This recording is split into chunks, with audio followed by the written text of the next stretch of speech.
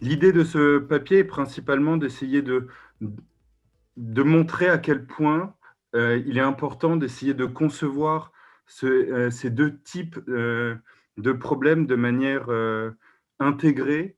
Et donc, ça sera un papier théorique. On pourra discuter un petit peu des implications d'un point de vue très policy. Mais c'est aussi, avant tout, on veut mettre en exergue le fait qu'on a ces deux problèmes qui sont particulièrement centraux de nos jours et comment essayer de les penser de manière jointe.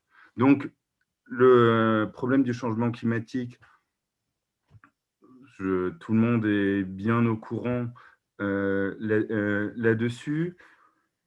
On sait que la question du changement climatique nécessite des efforts de l'ensemble des pays. Donc, il faut bien voir et comprendre ce problème comme le problème d'un bien public ou d'un mal public, où pour permettre de réduire la hausse des températures, il faut surtout que les pays s'entendent, s'accordent, se coordonnent sur une réduction des émissions. Donc, on sait que c'est un processus qui est assez lent, en particulier d'un point de vue de la mise en œuvre des accords internationaux. Donc, sans entrer trop dans les détails, et après le relatif échec du protocole de Kyoto, on a eu en 2015 l'accord de Paris, qui est un accord peu ou prou contraignant, où, où on sait aussi que les pays sont libres de choisir les engagements qu'ils vont faire. Mais ils se sont engagés de faire des engagements, si on peut le dire un petit peu de la sorte. Donc, on sait que ce problème du changement climatique est particulièrement important de nos jours, et on le voit avec les effets du changement climatique.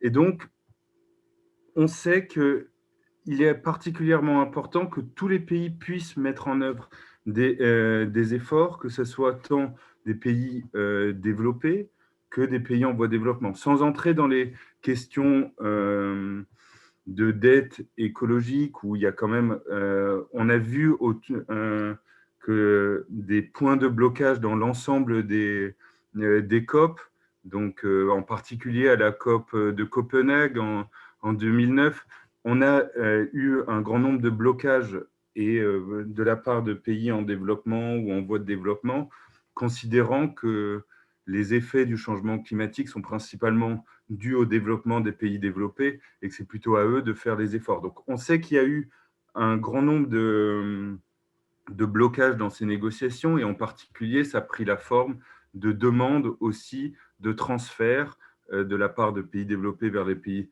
en voie de développement, qui pouvaient être des transferts d'ordre technologique ou d'ordre monétaire. Mais une fois qu'on a mis en exergue ce problème du changement climatique, et que, en particulier, c'est un problème de contribution à un bien public, où l'idée, c'est qu'il faut que le plus grand nombre de pays y contribuent.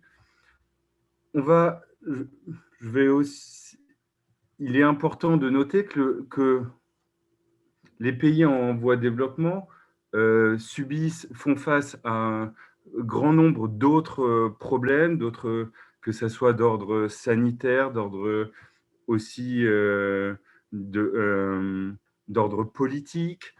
Et donc, on sait bien que c'est particulièrement coûteux de mettre en œuvre pour ces pays des politiques environnementales. Donc ici, l'idée va être d'essayer de réfléchir à un mécanisme, après on pourra en parler, prendre un peu de distance avec, mais un mécanisme pour concevoir ces deux problèmes à la fois. Il est important de noter que l'aide au développement des pays développés représente 0,3% de leur PIB. Les Nations Unies considèrent qu'il faudrait au minimum que ça soit de l'ordre de 0,7%.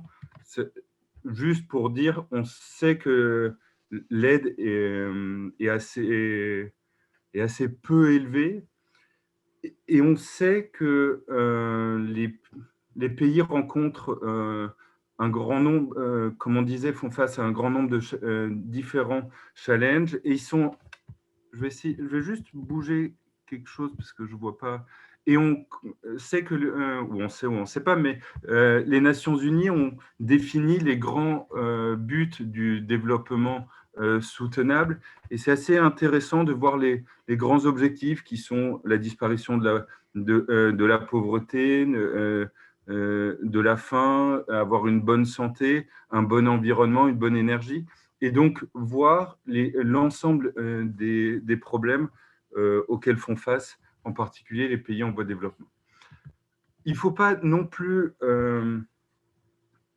être naïf, c'est peut-être pas le bon mot, mais vis-à-vis de la question de l'aide au développement, on sait que les motivations peuvent être d'ordre altruisme, c'est ce qu'on va poser en présupposé dans un premier temps dans le modèle, mais comme je le disais, on sait aussi que l'aide au développement s'explique aussi par le passé historique,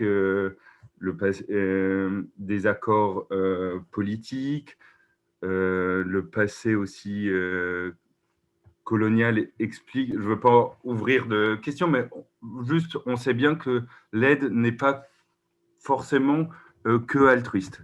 Sans entrer, où on pourra entrer plus dans le débat, dans le questionnement par la suite, mais on sait aussi que les aides au développement, et on le voit bien avec la politique du vaccin de la Chine, entrent aussi dans des questions commerciales et politiques.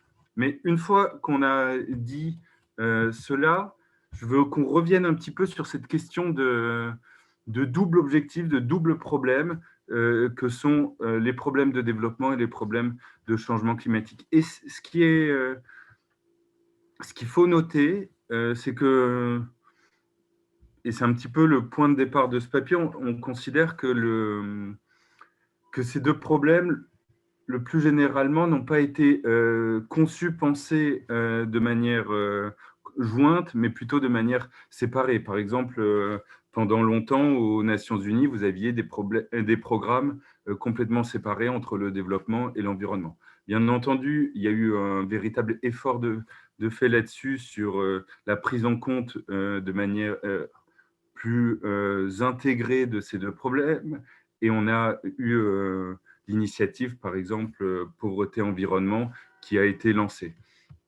On sait aussi, par exemple, on parlait des COP, que durant la COP 21, qui a eu lieu à Paris, la question de l'aide aux pays en voie de développement était particulièrement importante et il y avait eu dans les accords l'engagement des pays développés de contribuer à un fonds de l'ordre de 100 milliards de dollars pour aider les pays en voie de développement, et ça pouvait prendre différentes formes et ça pouvait être de l'aide sous forme de transfert technologie, mais aussi de prêts, d'assistance technique ou d'aide financière. Donc, ce qu'on va se poser comme question, c'est est-ce qu'il y a des gains, des avantages à appréhender ces deux problèmes de manière simultanée et dit de manière plus précise. J'essaie juste de baisser un peu le petit écran noir.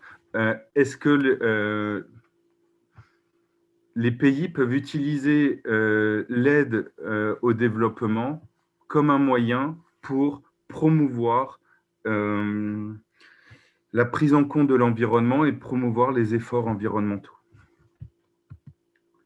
Donc, comme je vous disais, il y a des efforts faits pour penser le problème de manière intégrée, et en particulier, je vous précisais ce fonds auquel les pays ont développé dans l'accord de Paris, c'était engagés à investir, par exemple à la COP de 2018, à la 24e, qui avait eu lieu en Pologne. Il y a eu l'engagement d'augmenter, de doubler les engagements monétaires. Donc, on peut s'interroger comment, si s'il y a ces transferts, soit dans le cadre d'aides spécifiques de développement et environnement, soit dans le cadre de l'aide au développement, on peut s'interroger, se poser des questions sur comment mettre en œuvre ces aides.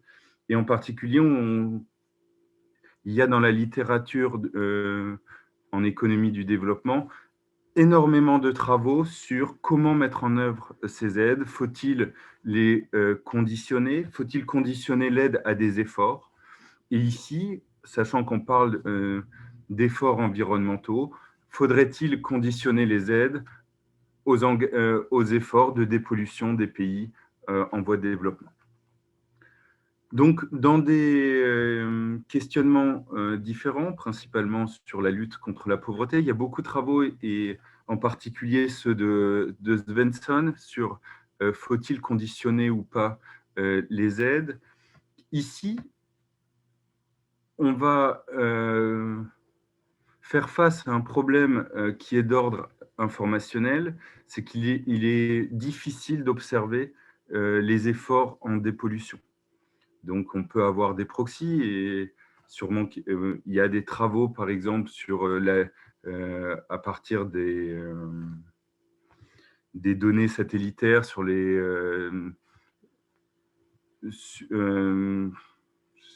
il y a des travaux sur les prendre en compte les données lumineuses pour avoir un certain proxy des efforts ou des émissions générées par les pays, mais il reste quand même ce véritable problème sur le changement climatique, qu'il est particulièrement compliqué pour un pays d'observer les efforts de dépollution d'un autre pays.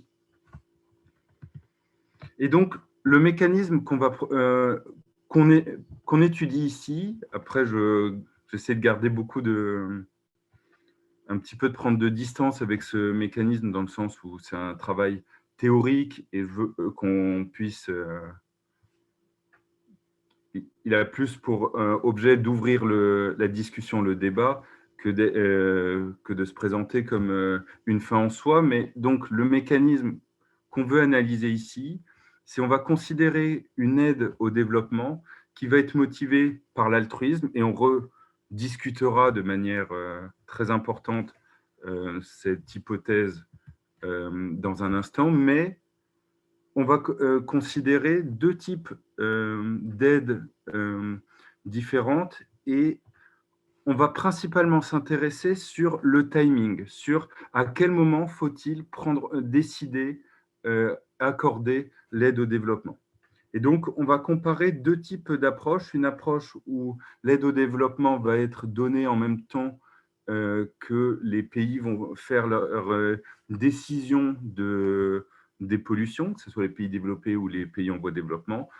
Et on comparera avec un mécanisme, et vous voyez bien, et vous anticipez que l'idée va être de regarder dans quelle mesure, si on a un mécanisme où l'aide au développement est décidée de manière séquentielle, une fois que les décisions ont été prises, on va comparer ces deux approches, et on verra que le deuxième mécanisme a des propriétés particulièrement intéressantes.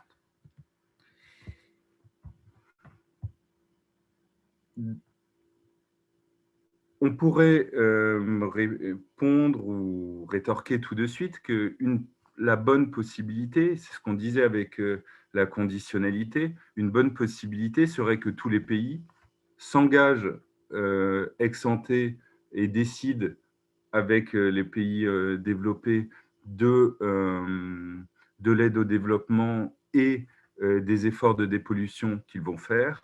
Et s'ils font ces efforts, ils recevront donc de manière conditionnelle, l'aide. Toutefois, le problème informationnel dont on parlait précédemment empêche de mettre en œuvre ce type de mécanisme. Et c'est pour cette raison qu'on étudie ce mécanisme d'aide motivé par l'altruisme et qui aura lieu de manière séquentielle.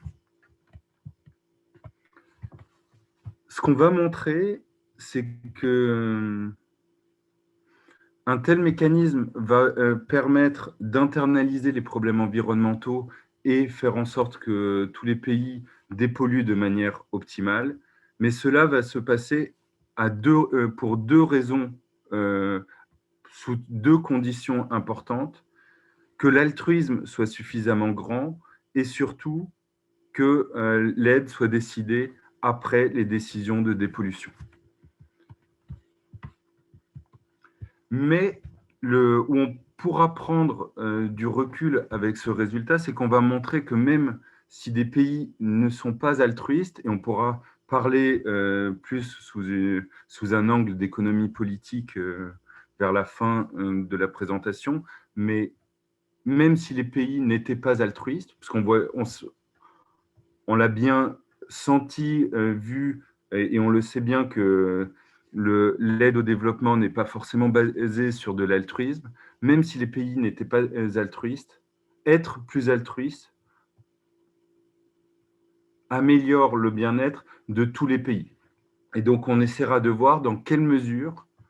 Donc, dit autrement, ce qu'on va montrer, c'est que avoir un comportement plus altruiste, et même d'un point de vue purement égoïste d'un pays développé, est préférable. Donc, je reviendrai sur ces résultats et à présent, on va présenter le modèle. Est-ce qu'il y a des questions avant la présentation des hypothèses du modèle? Jean-Philippe? Oui. Oui, c'est Olivier. Olivier, je reconnaissais la voix. D'accord. J'avais une toute petite question par rapport à Oui. la slide précédente. Dis-moi. Donc, si j'ai bien compris, quand il n'y a pas l'altruisme dans le modèle, les optimums de Pareto, en fait, ce ne sont pas les équilibres de Nash. Oui. Et donc, l'idée ici, c'est qu'en introduisant de l'altruisme, tu vas avoir quelque chose de stable au niveau de l'optimum de Pareto, ou c'est quelque chose comme ça, ou pas du tout? C'est en introduisant de l'altruisme et du séquentiel. Et du séquentiel, d'accord. Et c'est vraiment parce que si on entre sur la question un peu théorique, c'est vraiment parce que on va avoir de l'altruisme et la possibilité que celui qui va répartir les richesses, donc le pays développé, j'entre un petit peu dans les résultats, mais c'est vraiment avec ces deux hypothèses qu'on va pouvoir permettre l'internalisation des problèmes environnementaux. Ok, super. Et d'un point de vue très théorique, c'est une application du Rotten-Kit théorème de Bergström, de Gary Becker et de Bergström, où il y a ces problèmes dans les familles, dans les ménages. S'il y a une personne qui est altruiste et qui répartit l'argent, et qui distribue l'argent ex post, c'est une façon d'internaliser tous les problèmes du ménage. Et donc, c'est exactement c'est ce type de mécanisme qu'on a utilisé de manière théorique. Super, merci. Voilà, c'était juste la petite parenthèse littérature, ou voilà. Merci Olivier. Est-ce qu'il y a d'autres questions ou est-ce que je continue comme...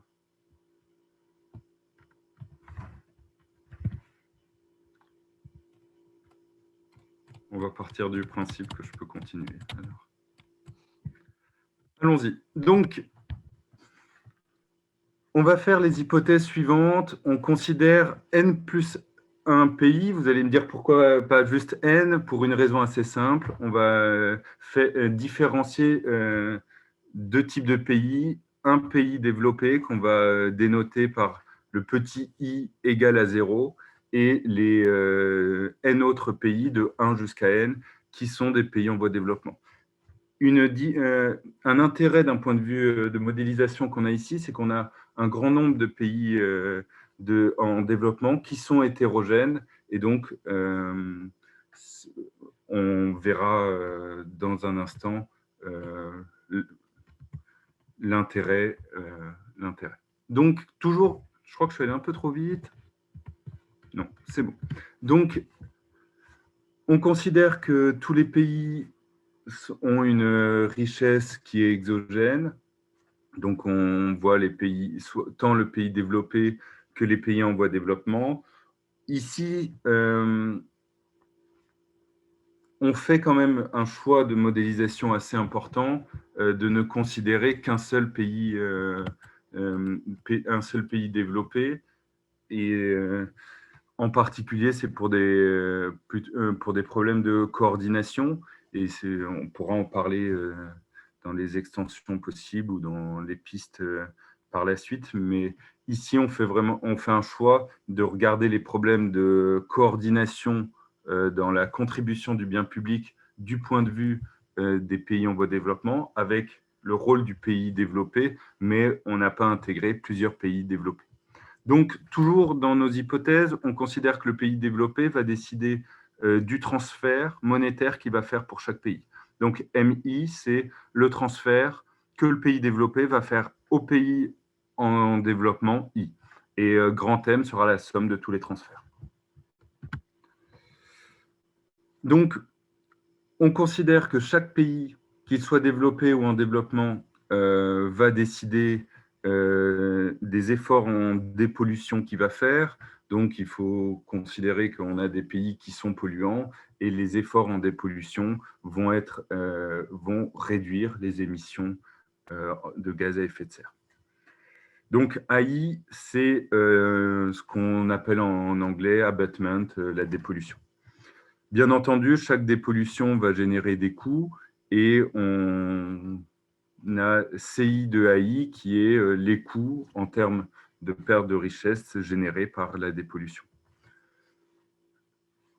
On parle de changement climatique et plus précisément de gaz à effet de serre. Donc, ça signifie que, et peut-être j'aurais pu plus le mettre en exergue en introduction, c'est une pollution globale. C'est bien pour ça que c'est un bien public mondial.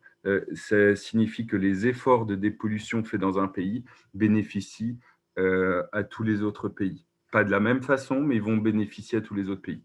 Et donc, les bénéfices ne vont pas dépendre, les bénéfices des efforts de dépollution de chaque pays ne va pas dépendre de la dépollution de chaque pays, mais de l'ensemble des dépollutions. Donc, chaque pays va avoir un bénéfice BI, mais qui va correspondre à la dépollution générée par l'ensemble des pays. Et A, c'est la somme de toutes les dépollutions.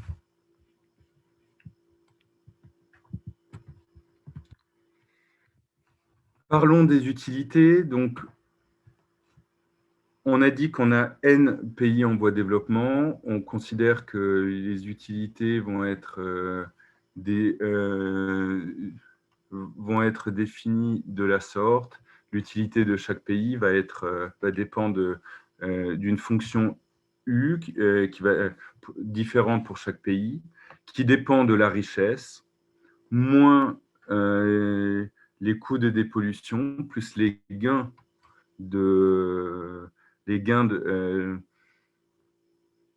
dont profite le pays du fait de la dépollution de tous les pays, plus le transfert monétaire.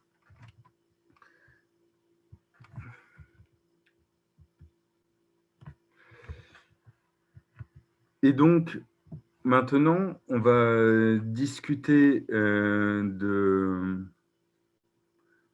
Juste pour revenir au préalable, on a une hypothèse qui est forte, c'est on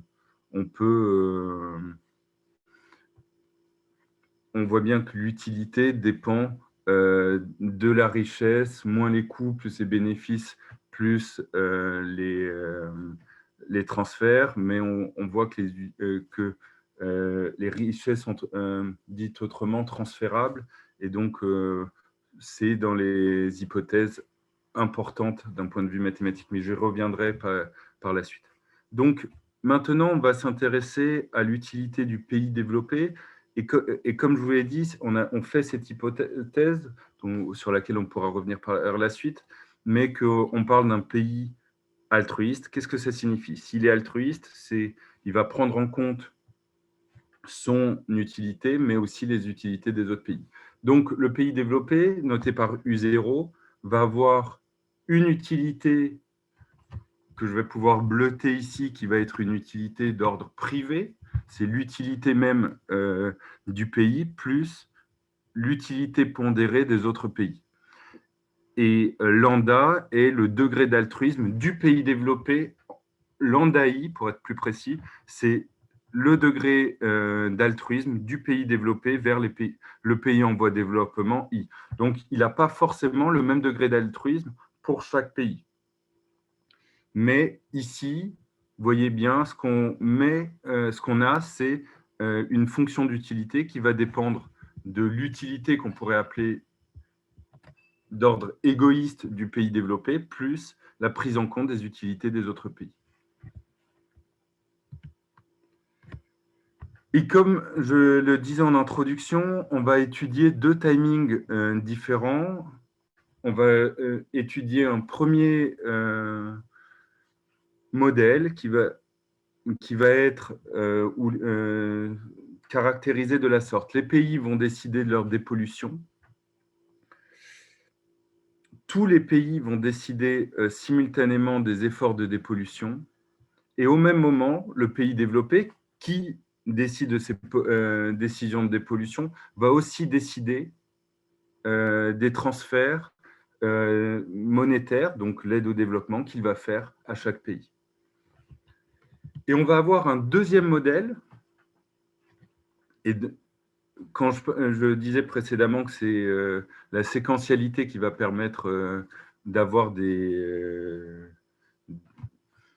optimats de Pareto ou de rendre le mécanisme efficace, on va étudier le modèle suivant. Dans un premier temps, tous les pays qui soient développés ou en développement vont décider de leur niveau de dépollution.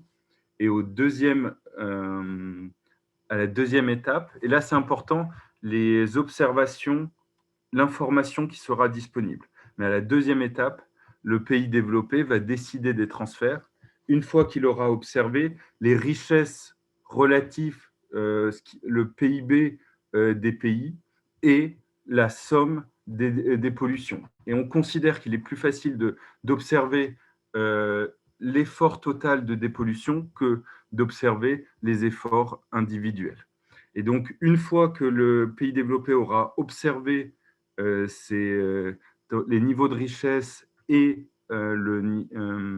la dépollution totale, il décidera des transferts. Donc, bien entendu, on voit bien que les exigences en termes informationnels sont quand même importantes, mais moins importantes que si on voulait mettre en œuvre des aides conditionnelles aux efforts de dépollution, aux efforts individuels de dépollution.